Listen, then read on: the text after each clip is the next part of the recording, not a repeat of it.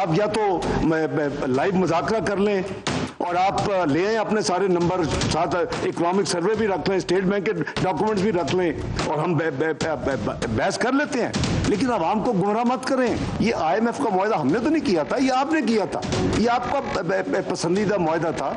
लेकिन जो आपकी आदत है, जब आपको पता चला कि मैं अब जा रहा हूं, तो आपने जो बैनुल अक़वामी कमिटमेंट्स की थी IMF वगैरह के साथ, आपने उसको डिसओन कर दिया। हम सियासत को जितना नुकसान होगा कुर्बानी देंगे, लेकिन रियासत को बचाएंगे। बिस्मिल्लाहिर्रहमानिर्रहीम। बहुत बातें किया करते थे जनाब इसहाक डार साहब, और कहा करते थे जनाब कि डॉलर जो है एक्चुअल उसकी प्राइस जो होनी चाहिए वो 200 से नीचे होनी चाहिए, और 200 से नीचे का मुराद ये थी कि तकरीबन कोई 185-190 का डॉलर होना चाहिए। And Ishaq Dar was coming up with tall claims, और बड़ी बड़ी बातें की थी इसहाक डार साहब ने। और इसहाक डार साहब ने कहा था जनाब कि हम डॉलर को बिल्कुल कैप कर देंगे और बहुत आसानियां होंगी in the days to come. और अभी तो मैंने डंडा ही नहीं चलाया, और जब मैं डंडा चलाऊंगा तो फिर देखना क्या हाल होगा। ये इसहाक डार साहब का कहना था। तो इसहाक डार साहब ने जो बातें की थी, जो इसहाक डार साहब ने जो इतने इतने बड़े टॉल क्लेम्स किए थे, मुझे नहीं समझ आती किस बेसिस पे किए थे।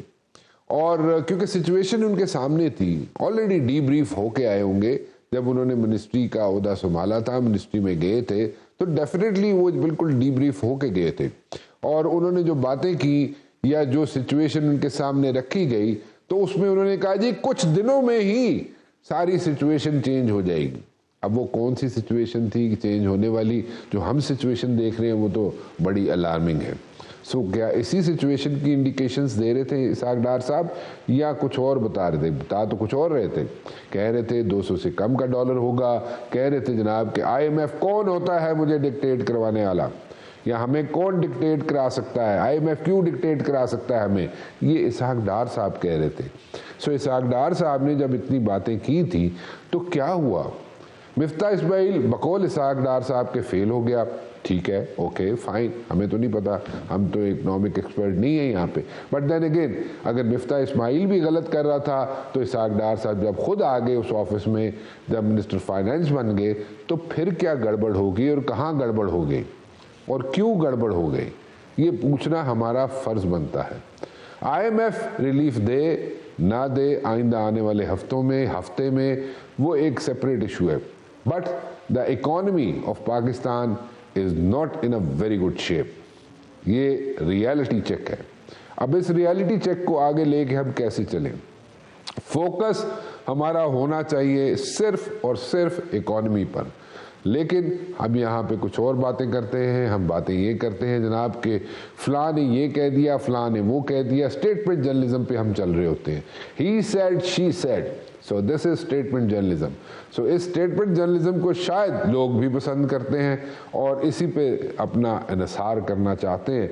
लेकिन जिस मुल्क की इकॉनमी ठीक नहीं होगी वो अपनी इंडिपेंडेंट पॉलिसीज भी नहीं बना सकते। सो हमें अपनी इंडिपेंडेंट पॉलिसीज बनाने के लिए, दुनिया के सामने या दुनिया में असर्ट करने के लिए हमने अपनी इकॉनमी को दुरुस्त करना है। कैसे करना है? कर सकते हैं, नहीं कर सकते। बकौल PTI के जनाब इलेक्शन जो हैं वो एक वाहिद हल है। चले, अगर इलेक्शन वाहिद हल है तो PTI के पास क्या प्लान है कि जनाब वो सारी इकॉनमी को ठीक कर सकें? अगर उनके पास कोई प्लान है तो वो क्या है? बकौल नून लीग के ये जो सब कुछ हो रहा है, ये जनाब ये एक बूबी ट्रैप था। ये जनाब एक यहाँ पे इश्यूज क्रिएट करके गए थे PTI वाले, ताकि अगली जो हुकूमत आए उनके लिए एक मसला ही रहे। क्या ऐसा ही है? अगर ऐसा है तो फिर कोविड में 6% ग्रोथ क्यों हुई? कोविड में जब सारी दुनिया की इंडस्ट्री बंद हो रही थी तो हमारी इंडस्ट्री क्यों चल रही थी? क्यों बांग्लादेश से, क्यों इंडिया से सारे ऑर्डर्स जो थे टेक्सटाइल के डाइवर्ट होके पाकिस्तान आ रहे थे? ये भी ज़रा सोचना पड़ेगा। लेकिन उसके साथ साथ हमें ये भी सोचना पड़ेगा कि PTI वालों ने बोरोइंग जो थी रुथलेस की। वो रुथलेस बोरोइंग जो की उन्होंने, वो क्यों की? उन्होंने डोनर्स जो थे, लेंडर्स जो थे, उनसे बोरोइंग की, लेकिन इतनी रुथलेस बोरोइंग क्यों की? What were the reasons? वो रीजंस भी हमें तलाश करना पड़ेंगे। आज जो सिचुएशन है वो मैंने जैसे पहले कहा कोई इतनी अच्छी नहीं है, लेकिन हम लोग पीटीआई वालों को हमने बिल्कुल सांस नहीं लेने दिया। पीटीआई की जब हुकूमत थी, चाहे इमरान खान हो, चाहे इमरान खान की हुकूमत हो, चाहे उसके वुज़रा हो, हमने ये भी कहा, हमने ये भी निशानदेही की कि उसके वुज़रा जो है इमरान खान साहब के, वो जनाब बिल्कुल अनएक्सपीरियंस्ड है, उनके पास एक्सपीरियंस नहीं है। इमरान खान साहब के पास टीम अच्छी नहीं है और इमरान खान साहब के दौर में बहुत महंगाई हुई, लेकिन उस महंगाई का कंपैरिजन हम ये 8 माह की 9 माह की महंगाई के साथ अगर करें तो वो ऑलमोस्ट डबल हो चुकी है महंगाई। लेकिन आज हम उस तरीके से वो हीट नहीं फेस करने दे रहे। इस वक्त के जो हुक्मरान बैठे हुए हैं, जो 11-13 जमातें बैठी हुई हैं, वो उस तरीके से मीडिया की हीट जो है फेस नहीं कर रही जैसे कि इमरान खान की हुकूमत करती थी। इमरान खान क्या करते थे मीडिया वालों के साथ, क्या नहीं करते थे, वो सबके सामने है, उसमें कोई बात छुपी हुई नहीं है। एंड आज अगर हम देखें तो आज हमें थोड़ा सा साया ऑफ रिलीफ ज़रूर है, बट देन अगेन इश्यूज जो है वो बहुत सीरियस है when it comes to economy. So economy and economy सबसे बड़ा इशू ये होना चाहिए और इशू इसी को डिस्कस करना चाहिए, इसी पे जनाब सजेशंस देनी चाहिए, इसी को लेके आगे चलना चाहिए। अगर इकोनॉमी ठीक नहीं होगी तो कुछ भी मुल्क का ठीक नहीं हो सकता। उमर अयूब साहब मेरे साथ मौजूद हैं। उमर अयूब साहब हमेशा कहते रहे कि जनाब ये जो है फ्यूल प्राइसेस हो या जो गैस प्राइसेस है या जो भी इश्यूज है वो आपके सामने लाते रहे पिछले कई माह से, और बताते रहे कि डॉलर कहाँ पे जाएगा, उसको भी बताया उन्होंने आज से कई माह पहले कि उसकी कीमत इतनी हो जाएगी। उसके साथ साथ उन्होंने ये भी बताया उमर अयूब साहब ने कि जनाब आज सिचुएशन जो है यूटिलिटी बिल्स की इतनी सीरियस हो जाएगी, इतनी गमगीर हो जाएगी, let me put it this way, कि जनाब यहाँ पे जो आम आदमी है उसका जीना मुहाल हो जाएगा। लेकिन किसी ने ऐसा सच तवज्जो नहीं दी। क्यों नहीं दी उस पर भी, उसको भी हम जानना चाहेंगे। और क्या वाकई ही पीटीआई वालों ने यहाँ पे बूबी ट्रैप बिछा के चले गए थे, यहाँ पे माइंस बिछा के चले गए थे, या ये सिर्फ इल्ज़ामात हैं मौजूदा हुकूमत के। यहाँ पे बातें हो रही हैं जनाब कि मरियम बीबी वापस आ गई हैं, मरियम बीबी वापस आएंगी तो दोबारा से अपने आप को जनाब यहाँ पे पॉलिटिक्स में लेके आएंगी। लेकिन पॉलिटिक्स में मरियम बीबी ज़रूर लेके आए, बड़ी अच्छी बात है, उनकी प्रेजेंस यहाँ पे बहुत अच्छी हमें लगेगी और एक पॉलिटिक्स में एक नए अंदाज से मरियम बीबी आएंगी तो वो भी बहुत अच्छा लगेगा, क्योंकि यहाँ पे मुस्लिम लीग नून वाले जो हैं जिस तरीके से चल रहे थे पिछले कई माह से, उनको भी एक अच्छा लीडर जो मिलेगा जो लेके उनको गाइड करके आगे चलेगा। बट देन अगेन अगर पुराने एडवाइजर्स के साथ मरियम बीबी चलेंगी तो मेरे ख्याल में वो इतनी वेव्स, इतनी रिपल्स नहीं क्रिएट कर सकेंगी। उनको नए एडवाइजर्स डेफिनेटली उन्होंने चुने होंगे जब वो बाहर थी, तो उन्होंने नई स्ट्रेटजी ज़रूर बनाई होगी जब वो बाहर थी, लेकिन उनको लेके आगे चलेंगी या नहीं चलेंगी वो आइंदा आने वाला वक्त ही हमें बताएगा। लेकिन उमर अयूब साहब, thank you very much for joining me. आपसे गुफ्तगू करते हैं। उमर अयूब साहब, डॉलर से शुरू करते हैं। डॉलर का आपने बात की थी, डॉलर की आपने निशानदेही की थी और डॉलर के बारे में आपने बताया था कि डॉलर जो है वो पहुंच जाएगा 265 something like that plus minus. वो तो हो गया, लेकिन आप ज़रा थोड़ा सा इसकी डिटेल में, पहले हम डॉलर की में जाएंगे। डॉलर, इसहाक डार साहब कहते थे जनाब कि कोई मसला ही नहीं है, डॉलर की एक्चुअल प्राइस जो है 200 से कम होनी चाहिए और 200 से कम डॉलर को हम लेके आएंगे। और मैं वहाँ से चला था तो लोगों ने काम करना शुरू कर दिया था और यहाँ पे जनाब मैं पहुँचा हूँ तो लोग काम करना शुरू कर दिया उन्होंने, और डॉलर जो है वो 185 190 का हो जाएगा, 200 से कम हो जाएगा यानी कि। लेकिन वो डॉलर रुका नहीं, क्यों नहीं रुका, क्या हुआ? बिस्मिल्लाहिर्रहमानिर्रहीम। राना साहब बहुत शुक्रिया। देखिए, बैसियत स्टूडेंट ऑफ इंटरनेशनल इकोनॉमिक्स, मुझे याद है जिस वक्त मैं MBA कर रहा था उस वक्त एक चीज हमें सिखाई गई थी कि मार्केट के खिलाफ आप गवर्नमेंट जो है वो अनसक्सेसफुल हो जाती है, नाकाम हो जाती है। तो बरतानिया के सेंट्रल बैंक ने ओवर $2 ट्रिलियन जो है वो इस्तेमाल किए थे, पर बदकिस्मती के साथ वो अनसक्सेसफुल रहे। और उसकी बुनियादी वजह यह है कि हुकूमत की फंडामेंटल्स जब तक ठीक नहीं होती, बुनियादें ठीक नहीं होती, वो मार्केट उसको प्राइस आउट कर देती है। इसका मतलब है उसकी कोशिशों को नाकाम कर देती है। पाकिस्तान में इस वक्त आप देखें तो मोटा मोटा मैं आपको बताता हूं, आज की फिगर तकरीबन रिजर्व्स की आपकी 3.8 अरब है डॉलर्स।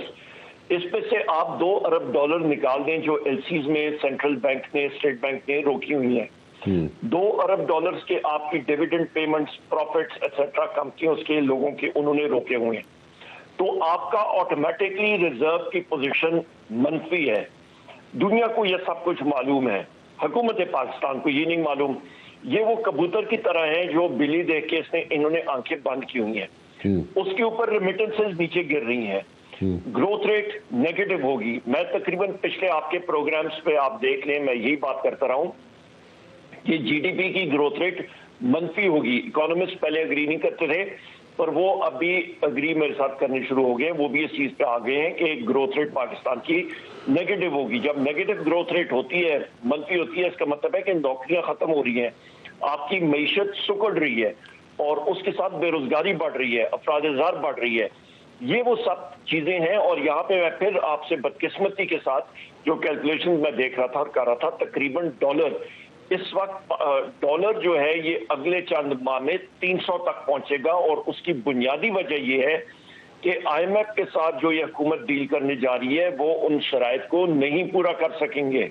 अच्छा उमर साहब, आप कह रहे हैं कि अगले कुछ माह में, पहले तो ये बताइए कुछ माह से क्या मुराद है, कितने माह आप कह रहे हैं? कुछ माह से आप कह रहे हैं डॉलर जो है 300 का हो जाएगा, ठीक है। कुछ माह से क्या मुराद है, कितने माह दे रहे हैं आप डॉलर को 300 के होता है? 3 to 4 months, 3 से 4 महीने। 3 से 4 महीने, अच्छा जी। अच्छा, दूसरा आप आईएमएफ का जिक्र कर रहे हैं कि आईएमएफ जो है वो कुछ ऐसी शराइत रखेगा जो हम लोग पूरी नहीं कर सकेंगे। वो कौन सी ऐसी शराइत है जो पूरी नहीं हो सकती? देखिए, ये आईएमएफ इनको कहेगा कि जी आप सब्सिडीज बिजली की कीमतों पे खत्म करें पूरी तरह, आपने सब्सिडीज जो बाकी शोबों में देनी है वो खत्म करें, गैस प्राइसेस आप इंक्रीज करें। आपकी प्रोग्राम में मैंने आपको बताया था 300% तक इन्होंने ऊपर लेके जाना है गैस की कीमतों को। और ये भी है कि गैस की कीमतें अभी से नहीं, ये 1 जुलाई 2022 से ऊपर चढ़ेंगी। उसका आप इम्पैक्ट फिर खुद देख लें। बिजली की कीमत तकरीबन आज या 45 रुपए है। ये खुद ब खुद डॉलर की रुपए की डिवैल्यूएशन की वजह से और तेल की कीमत चढ़ने की वजह से ये तकरीबन 85 रुपए फी यूनिट तक जाएगी अगले कुछ महीनों में, हफ्तों में। इसके बाद आपकी गंदम की एक मिनट सर, एक मिनट रुक जाइएगा उमर साहब, रुकिएगा। इलेक्ट्रिसिटी आपने कहा था जनाब उसकी कीमत बढ़ेगी पर यूनिट, वो ठीक है, समझ आ गई। गैस आपने बोला था कि 300% बढ़ेगी, ठीक है। अच्छा, अभी आप जो बात कर रहे हैं उसमें डिफरेंट चीज़ है। डिफरेंट चीज़ ये है कि आप कह रहे हैं 1 जुलाई 2022 से बढ़ेगी, तो इसका मतलब है जो 6-7 माह गुजर चुके हैं उनकी प्राइसेस भी अगले बिलों में आके लगना शुरू हो जाएगी। बिल्कुल करेक्ट। नहीं, वो कैसे, उसकी कैलकुलेशन कैसे होगी? उसकी कैलकुलेशन, क्योंकि ये उस डील में इनके ऊपर ये आईएमएफ का प्रेशर भी, और ये डील भी इन्होंने यही की है कि जी जो गैस प्राइसेस बढ़नी है वो 1 जुलाई 2022 की से बढ़ेंगी, क्योंकि गैस के सेक्टर में ये पास ऑन नहीं कर पा रहे हैं। और वो प्राइसेस इन्होंने आईएमएफ के साथ जो शराइत मानी है उस पर ये शामिल है। तो मैं यही कह रहा हूं कि आप देखिएगा कि गैस इस वक्त नापैद है, और वो फरवरी में जो अभी गैस की लोड शेडिंग आप देखेंगे, गैस नापैद हो जाएगी, गैस खत्म है। इन्होंने कार्गोज जो है उसका बंदोबस्त नहीं किया। एक मिनट, उसकी नापैद जो हो जाएगी उस पर चलते हैं, लेकिन पहले ये समझाए ना हमें कि आप कह रहे हैं कि जुलाई 1 2020 से, यानी कि 6-7 महीने पहले से, यानी कि जो गुजर चुके हैं 6-7 महीने, उससे प्राइसेस बढ़ेंगी। तो उससे प्राइसेस बढ़ेंगी तो आइंदा आने वाला जो बिल होगा वो पिछले बिलों, पिछली प्राइस जो बढ़ी होगी वो आइंदा आने वाले बिलों पे लग के आएगी। जी बिल्कुल, यही बात है। नहीं, किस तरह लग के आएगी? पूरे 6-7 महीने का पूरा लोड अगले महीने पे जाएगा या ग्रेजुअली पेगा? वो अभी इनके ऊपर मुनसर है किस तरह करते हैं, पर वो ठीक ठाक लोड है। इसलिए मैं कह रहा हूं कि 300% तक इसने जाना है। ओगरा ने ऑलरेडी जो इनको रिकमेंडेशन की है वो 74% की है, और ये करते कराते तकरीबन 300% तक जो वर्किंग्स मैंने आपके प्रोग्राम में भी दिखाई थी, लिखा हुआ है, ये तहरीरी है, 300% तक इसने जाना है। अच्छा, एक ओगरा की रिकमेंडेशन, और ये बिलों पे लग के आएगा। मत देखिए, चले ये ग्रेजुअली लग के आए या एक साथ तो मुश्किल हो जाएगा, लेकिन मेरे ख्याल में ग्रेजुअली पिछले जुलाई से लेके, यानी कि जुलाई 2022 से लेके फरवरी ऑनवर्ड्स या फरवरी के बिलों के साथ ये लग के आना शुरू हो जाएगी गैस की जो प्राइस हाइक हुई है। सो पिछले 6-7 महीने जो आपको रिलीफ मिलता रहा वो अब आपको रिलीफ ऐसा नहीं मिलेगा, और 300% जो प्राइस है वो ओगरा ने जो कहा था अकॉर्डिंगली वो प्राइस बढ़ जाएगी गैस के बिलों में। ऐसे ही है ना जी? बिल्कुल यही बात है। अच्छा, मुझे एक चीज समझाया आपने, एक और बात अभी की थी before we move on to the next thing. हम इलेक्ट्रिसिटी और जो चीजें नापायद हो जाएंगी, गैस नापायद हो जाएगी, उस पर हम आते हैं। आपने एक बात कही कि जो शराइत है IMF की, जो जिस तरीके से IMF अपनी शराइत रखेगा वो शराइत जो है ये पूरी नहीं कर सकेंगे। अब वो शराइत अगर पूरी नहीं की जाती, नंबर 1, पहले तो वो शराइत कौन कौन सी हो सकती हैं? एक तो आपने बता दी, उसके अलावा और कौन कौन सी हो सकती हैं शराइत जो नहीं पूरी की जा सकती, और अगर नहीं पूरी की जा सकती तो फिर क्या होगा? उस पर टैक्सेशन का है कि टैक्सेस इनको बढ़ाने पड़ेंगे, नंबर 1। नंबर 2, सब्सिडीज जो हैं वो खत्म करनी पड़ेंगी, बिलखसूस बिजली के शोबे में। आपका पेट्रोलियम डेवलपमेंट लेवी जो है वो पूरा इनको लेना पड़ेगा, जो इस वक्त भी 50 रुपए फी लीटर है, वो भी पूरा लेना पड़ेगा। ये वो चीजें। अच्छा, डॉलर जो है वो तकरीबन रुपए जो है वो फ्री फॉल में ऑलरेडी चला गया है। ये वो चीजें हैं जिस वक्त ये करने जाएंगे तो इसका इम्पैक्ट जो है ये कैटलिस्ट है, जिसकी वजह से अपराध-ए-ज़र इतनी तेजी से बढ़ेगी कि आज भी आपके मेरे जिले में पेट्रोल की शॉर्टेज आ रही है। हरिपुर में आपका जिस वक्त गंदम की कटाई होगी, डीजल की शॉर्टेज आ रही है। गंदम की कटाई सिंध में आपकी फरवरी से शुरू हो जाती है। उस वक्त जिस वक्त डीजल शॉर्ट होगा तो थ्रेशर मशीन्स भी नहीं चलेंगी। आपके पास पैकेजिंग मटेरियल, आपका पॉलीप्रोपिलीन का हो या फिर आपका जूट का बैग जिसको बरदाना आप कहते हैं, वो शॉर्ट है, इस वक्त भी शॉर्ट है। तो आपकी वीट कटिंग, गंदम की कटाई, गंदम की थ्रेशिंग, गंदम की पैकेजिंग, ये सारी चीजें सप्लाई चेन आपकी डिस्टर्बेड हो जाएंगी। उसके साथ कुदरती तौर पे जब ये तीनों चीजें नहीं होंगी तो आपकी गंदम मार्केट में शॉर्ट होगी। गंदम शॉर्ट होगी उसका मतलब है कि आपका गंदम की कीमत बढ़ेगी। हुकूमत के पास इस वक्त जो है जहर खाने के लिए कोई पैसा नहीं है खरीदने के लिए, तो इनको इंपोर्ट करना पड़ेगा। इंपोर्ट किधर से करेंगे? कोई इंपोर्टर जो है वो तो डॉलर मांगेगा। ये तो आपकी और सारे लोगों की, हम सारों, कोई शख्स आज चला जाए बैंक में कि मैंने $1000 निकालना है, बैंक रिफ्यूज कर रहा है। आपने कहना है कि जी मैंने फलाने शख्स को इधर से $500 भेजने हैं बैंकिंग जराए के जरिए, बैंक रिफ्यूज कर रहा है क्योंकि स्टेट बैंक ने कटकन लगाई है। ये वो हालात है जिसकी वजह से आपके आटे की कीमतों में जो इस वक्त 3200 रुपए फी बैग, 20 किलो का जो बैग होता है, ये तकरीबन आपका 4500-5000 रुपए पे पहुंचेगा। आपकी हर चीज महंगी होनी है और लोग सरापा एहतजाज होंगे, और ऊपर से आ रहा है इलेक्शन। इस माहौल में एक मिनट रुकिएगा। अच्छा, आपने पहले गंदम की बात कर लें। हम आपने कहा जनाब कि जिस तरीके से पेट्रोलियम लेवी लगेगा, और जनाब डॉलर जो फ्री फॉल तो चलो कर दिया इन्होंने, और टैक्सेशन की बात की आपने। इन्होंने कहा जी कि IMF कहेगा सब्सिडीज ख़त्म कर दें, और तो पेट्रोलियम की प्राइसेस भी बढ़ेंगी, और आगे गंदम की कटाई में इशू आएगा, तो जनाब गंदम नापैद होगी और मार्केट में गंदम अवेलेबल नहीं होगी, और गंदम की प्राइस जो है वो 3200 से जाके पर बैग से जाके 5000 तक पहुंच जाएगी। ठीक है, अप्रॉक्सीमेटली।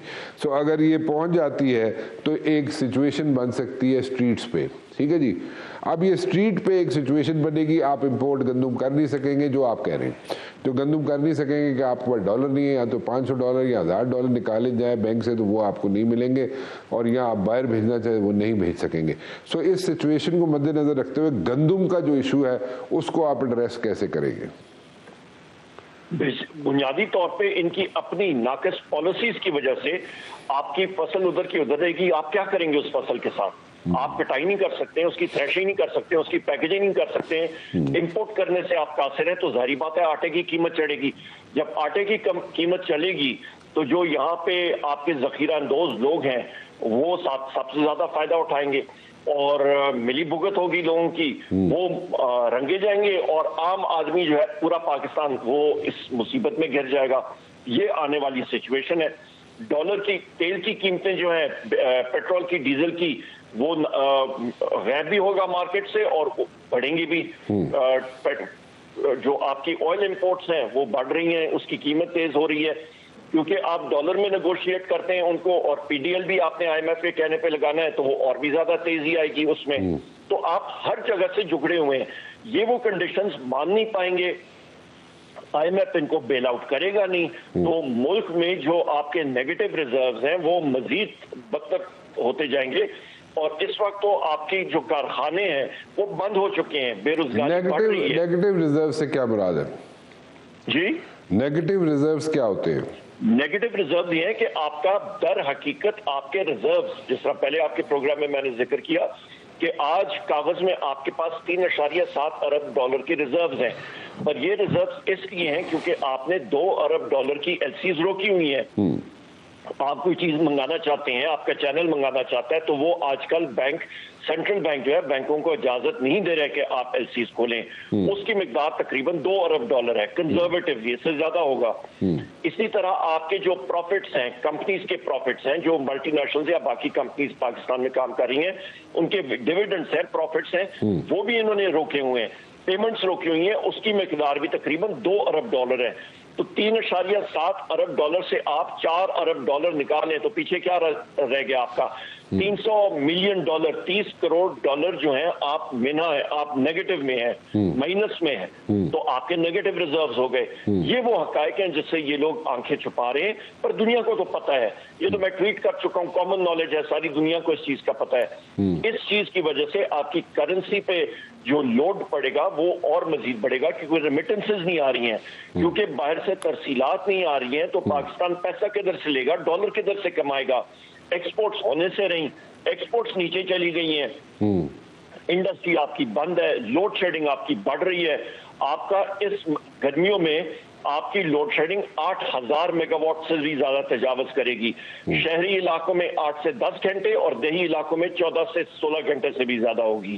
ये वो कंडीशंस हैं जो हमारे ऊपर आ रही हैं, और ये इंपोर्टेड हुकूमत ये समझने से कासिर है, ये समझ नहीं पा रहे हैं, और इनके एक्शन जो हैं इन्होंने मईशत का तो बिल्कुल जनाजा निकाल दिया, बेड़ा गर्क कर दिया। ओके, अच्छा एक मिनट ठहरिएगा, मैं इसका मईशत पे मजीद जो सवालात है, जो चीज़ें आप कह रहे हैं मजीद आईएमएफ की जो और कंडीशंस हैं जो और ये नहीं लगा सकेंगे, उस पे अगर नहीं लगा सकेंगे वो कौन कौन सी चीज़ें हैं जो नहीं लगा, आप जो बताएंगे वो हम ज़रा सामने रखेंगे व्यूअर्स के, और अगर नहीं लगाएंगे तो फिर हमारी क्या सिचुएशन होगी, फिर हम कहाँ पे खड़े होंगे, उसका ज़रा बताइएगा। एक छोटी सी ब्रेक ले लूँ जी, एक ब्रेक के बाद। उमर अयूब साहब मेरे साथ मौजूद हैं जनाब, और कह रहे हैं कि आईएमएफ ऐसी टर्म्स एंड कंडीशंस रखेगा जो इस वक्त की हुकूमत जो है उन सारी कंडीशंस को फुलफिल नहीं कर सकेगी, और अगर फुलफिल नहीं करेगी तो फिर हमारी सिचुएशन क्या होगी।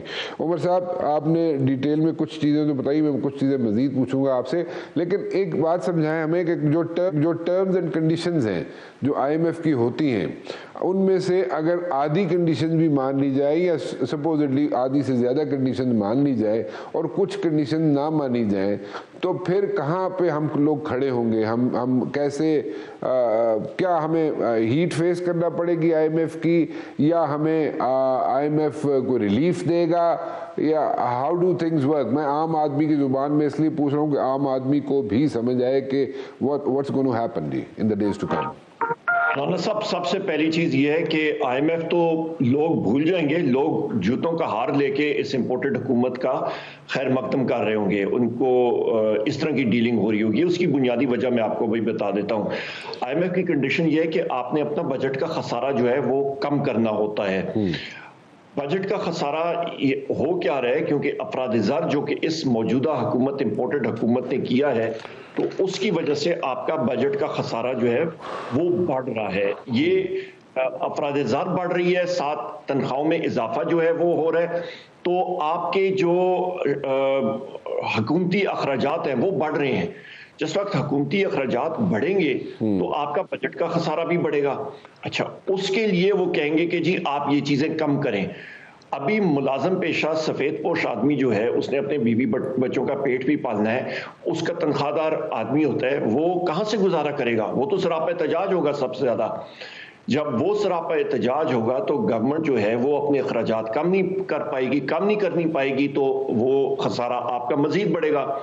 इसके साथ साथ फिर IMF ये भी कंडीशन लगा रहा है कि आर्मी आर्म्ड फोर्सेस का, मुसल्लह अफवाज का जो पेंशन का बजट है, पेमेंट्स हैं, वो जनरल मुशर्रफ साहब के टाइम पे, आपको मालूम है, आप खुद नेशनल सिक्योरिटी के स्टूडेंट रह चुके हैं, आपने मास्टर्स किया उसमें, तो वो उठा के सिविलियन बजट से वो कहते हैं जी कि आप आर्म फोर्सेस के बजट में डालें। आर्म फोर्सेस के बजट में हमारे जो मुख्तलिफ स्टेट्स हैं, मतलब बैनुल अक़वामी दुनिया के लोग जो पाकिस्तान को अच्छी नजर से नहीं देखते हैं या स्क्वीज करना चाहते हैं, तो वो मिलिट्री स्पेंडिंग पे मजीद कटकन लगाएंगे। जिस वक्त वो मिलिट्री स्पेंडिंग पे कटकन लगाएंगे तो वहां पे भी आपके अखराजात, आपकी तनख्वाहों पे सबसे पहले छुरी वहीं पे फेरेगी, वहां पे भी बहुत रेजिस्टेंस आएगी।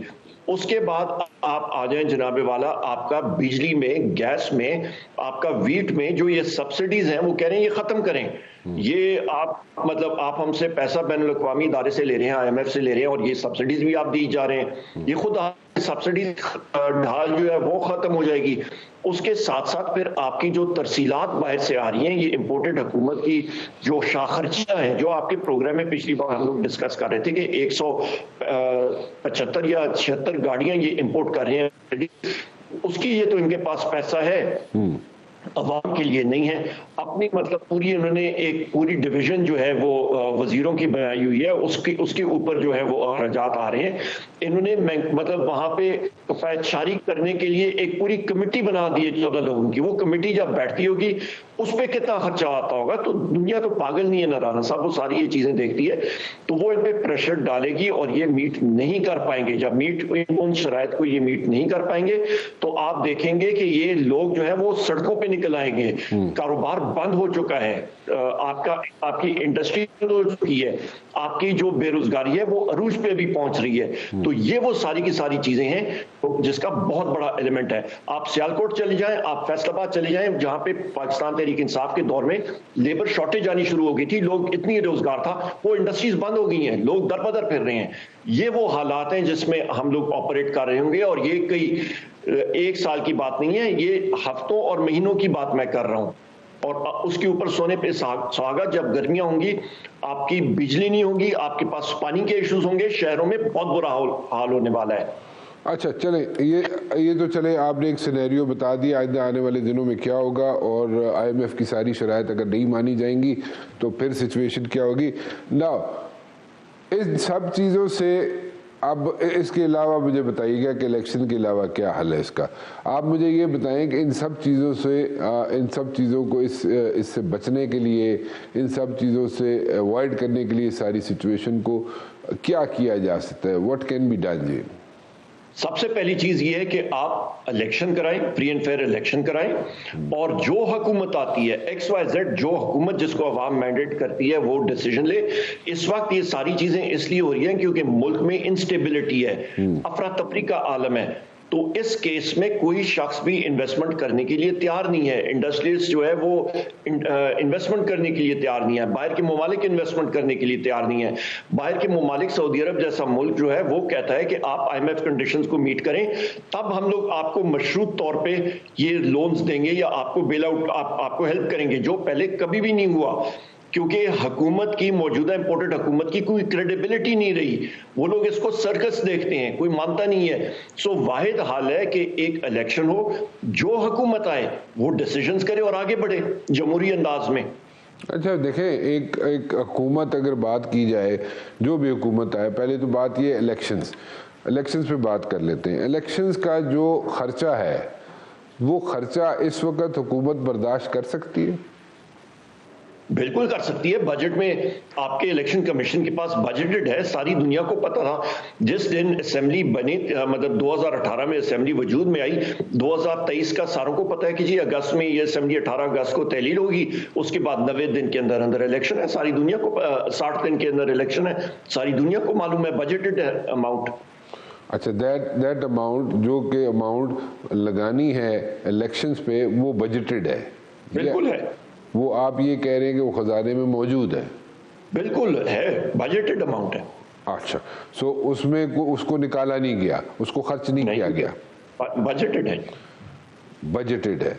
अच्छा, अब आगे चलते हैं, अगर इलेक्शंस में सपोजिटली आप लोग आ जाते हैं, पीटीआई की हुकूमत बन जाती है, पीटीआई आ जाती है, अब मुझे ये बताएं कि पीटीआई की हुकूमत ने, अगर मैं पुराना एक्सपीरियंस देखूं, पहला साल पीटीआई की हुकूमत का देखूं, तो पीटीआई के हुकूमत का पहला साल जो था उसमें तो आप आईएमएफ के पास नहीं गए और उसमें आप लोगों ने डिले किया, और उस डिले की वजह से भी काफ़ी सिचुएशन बनी, काफ़ी मसाइल बने। और अगर आप डायरेक्टली चले जाते आईएमएफ के पास शुरू में ही जब आपकी हुकूमत आई थी तो सिचुएशन डिफरेंट होती। सो अब ऐसी कौन सी चीज़ होगी, ऐसे कौन सी टीम होगी, ऐसे कौन से आपके पास लोग होंगे, इकोनॉमिस्ट होंगे या एक्सपर्ट्स होंगे, जो पहले दिन से आते ही आप लोग सारी चीज़ें टर्न अराउंड कर दें? ऑलरेडी हमारी टीम है, एक्सपर्ट्स भी हैं, और शौकत तरीन साहब की सरबराही में उन्होंने काम तकरीबन कर भी उनके पास हो चुका है, और हमें मालूम है हमने क्या करना है, और वो क्या करना है वो तो मैं ऑन एयर कहीं पे नहीं कर सकता। वो कहते हैं ना, बिल्ली दरख्त पे चढ़ना क्यों सिखाए, वो तो हमारी अपनी टीम इंशाल्लाह प्रेजेंट करेगी और खुद उसको इम्प्लीमेंट करेगी।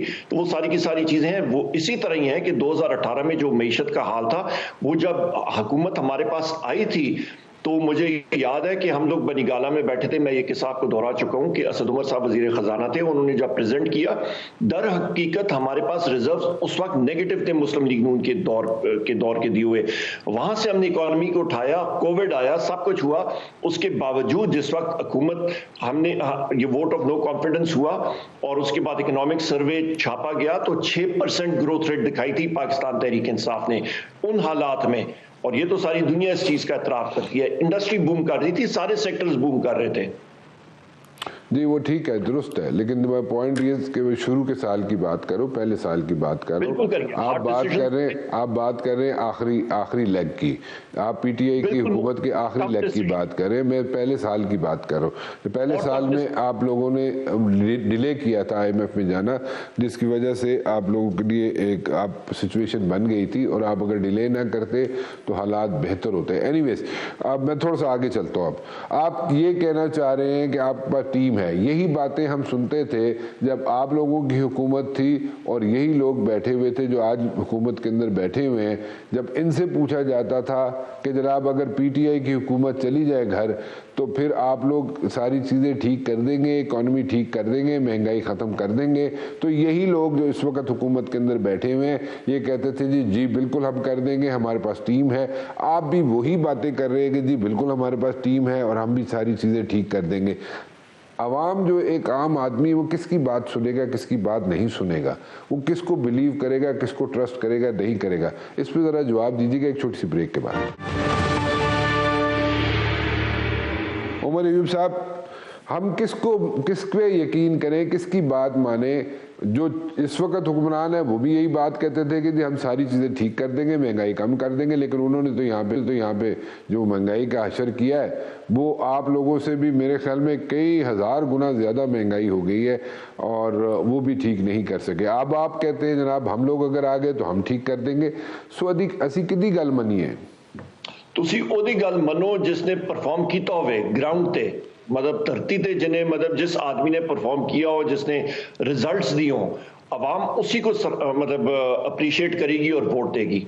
ओपन बैलेट होगा, मतलब जिसने अपना क्रेडिबिलिटी अपनी बनाई है, साख बनाई है, जिसकी बात मानी जाएगी, अवाम उसको वोट देगी। इलेक्शन कराएं, पता चलेगा और आगे बढ़ेंगे।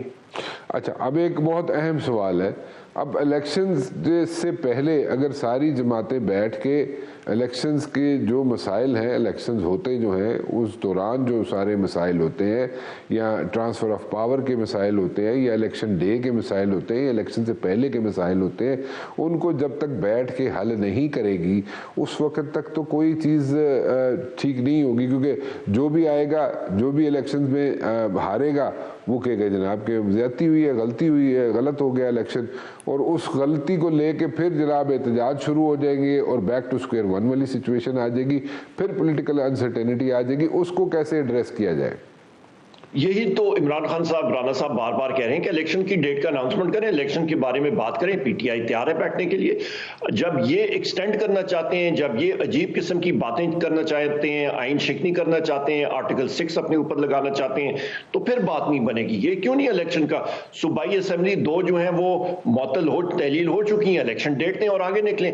ये अपने ड्रामों में लगे हुए हैं कि हम लोग किस तरह अपने अवाम के रद्द-ए-अमल से बचें। बॉटम लाइन ये है, हम चाहते हैं इलेक्शन हो, स्ट्रॉन्ग गवर्नमेंट जो भी आती है आए और आगे चलाए, मुल्क के लिए फैसले ले और आगे चले। देखें वो चले, वो ठीक है, आपकी बात अपनी जगह ठीक है। वो लोग जो 11-13 जमातें बैठी हैं वो इस वक्त नहीं जाना चाहती इलेक्शन में, क्योंकि उन्होंने जो फैसले किए हैं, जो जिस तरीके से महंगाई बढ़ गई है, वो इस वक्त इलेक्शन में जाएंगे तो उनके लिए सिचुएशन हो जाएगी। लेकिन कल को अगर यही हुकूमत, यही असेंबली, जहाँ पे मेरे ख्याल में आप लोगों को छोड़ के नहीं आना चाहिए था, नेशनल असेंबली की बात कर रहा हूँ, अगर नेशनल असेंबली में आप लोग रहते तो चले, वो तो एक डिफरेंट सिचुएशन है, डिफरेंट सिनेरियो है। आज सिचुएशन बहुत मुख्तलिफ होती है आप लोगों के लिए, आज बड़ी ग्रिप होती है आपकी, लेकिन नहीं किया आपने, आपकी अपने डिसीजंस है। यही जो नेशनल असेंबली है, अगर कल को कोई करारदाद पास कर लेती है कि जनाब हमारे मुल्क की सिचुएशन जो है ख़राब है, इकनॉमिक सिचुएशन ख़राब है, अखराजात बहुत ज़्यादा हो जाएंगे इस वक्त इलेक्शंस के, और इस वक्त पॉलिटिकल अनसर्टेनिटी को हम इकनॉमिक अनसर्टेनिटी जो है वो एक दफ़ा ख़त्म हो जाए, थोड़ी चीज़ें स्मूथ आउट हो जाए, तो फिर हम इलेक्शंस कराएंगे प्रोबेबली अगले साल, नेक्स्ट ईयर 2024 में, मार्च अप्रैल में। और इस करारदाद को मंजूर भी कर लिया जाता है, क्योंकि यहाँ पे जो असेंबली के अंदर अपोजिशन है वो तो बराए नाम ही है, तो वो अगर अप्रूव हो जाती है, सारी चीज़ें अप्रूव हो जाती है और अगले साल तक के लिए इलेक्शंस डिले हो जाते हैं, तो फिर करारदाद से नहीं होता जी, प्रेसिडेंट ने करना होता है। प्रेसिडेंट ने ये इमरजेंसी का, फाइनेंशियल इमरजेंसी का होता है, और वो भी एक मुद्दत के लिए होता है। ये इस तरह चलेगा नहीं, उससे पहले ये सारी चीजें हो जाएंगी, उससे पहले ही हम लोग इलेक्शन में चले जाएंगे। फोर्स हो रहा है, सिचुएशन आप देखते रहिएगा। ओके, सो अगर प्रेसिडेंट साहब, मैं आपकी जो आपने जवाब दिया उस पर आ रहा हूँ, अगर प्रेसिडेंट साहब कहते नहीं मान जाते हैं असेंबली की बात और अगले साल तक जो इलेक्शन है उनको डिले होने देते हैं, तो फिर होगा नहीं ना जी। सिचुएशन इस तरह है कि आगे जा नहीं सकेंगे, बहुत ज्यादा अफरा तफरी है मार्केट में, मुल्क जो है वो खुदा न खास्ता बहुत खतरे में है। हम लोग बैंकरप्ट के बिल्कुल नैच पे क्या है कि टेक्निकली हम लोग डिफॉल्ट कर चुके हैं, सिर्फ उसकी अनाउंसमेंट बाकी है। बहुत बुरे हालात हैं राना साहब, कोई वे आउट नहीं मां सिवा इलेक्शन।